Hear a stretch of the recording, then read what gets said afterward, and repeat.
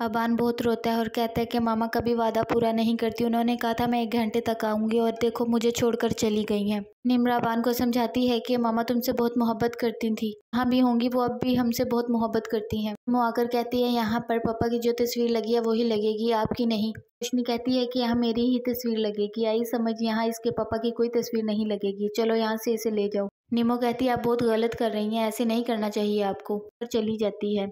खाने पर सब जमा होते हैं तो अबान कहता है कि मैं भी कल से ऑफिस जाया करूंगा, जिस पर रोशनी का बेटा शोहर कहने लगते हैं नहीं नहीं तुम रहने दो, वो हम खुद संभाल लेंगे, तुम पर कहाँ इतनी जिम्मेदारी डाल सकते हैं हम। अबान कहता है नहीं नहीं मैं अपना ऑफिस खुद देखूंगा। वकील साहब आते हैं और आकर बताते हैं कि मैम ने मरने से पहले कुछ वसीयत दी थी और कुछ कागजात दिए थे, जो अपनी प्रॉपर्टी उन्होंने अबान और निमो के नाम करवा दी। ये दोनों मिलकर ही कोई भी प्रॉपर्टी सेल कर सकेंगे, कुछ भी करना होगा तो मिलकर ही कर सकेंगे, दोनों की मर्जी के बगैर कुछ नहीं हो सकता।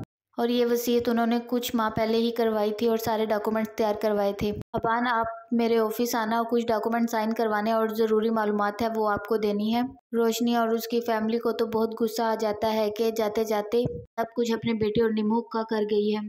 फिर रोशनी चाल चलती है और निमो के साथ बहुत अच्छा और प्यारा बिहेव कर लेती है और कहती है यहाँ तो इसके पापा की तस्वीर लगेगी, मैं अपनी तस्वीर अपने कमरे में लगा लेती हूँ। निमो को बेवकूफ़ बनाने के लिए वो प्लान करते हैं कि हम उसे मिट्टी मार देंगे।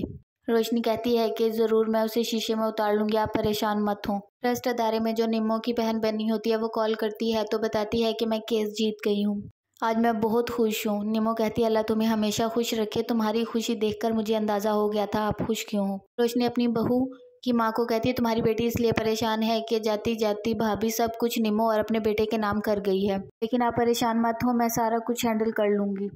बहुत जल्द मैं निमो को अपने जाल में फंसा लूँगी और सब कुछ अपने नाम करवा लूँगी। और निमो ये सब कुछ बातें सुन रही होती है, बहुत अच्छे बनकर दिखाते हैं और कहते हैं कि हम अबान आपका वेट कर रहे थे, अभी नाश्ता नहीं शुरू किया। अबान कहता है मामा आप मामा की जगह पर बैठे, यहाँ आपका हक है। रोशनी खुश हो जाती है, दीवार पर भी अपनी तस्वीर हटा देती है और अबान के पापा की लगा देती है और कहती है यहाँ पर इन्हीं की तस्वीर का हक है।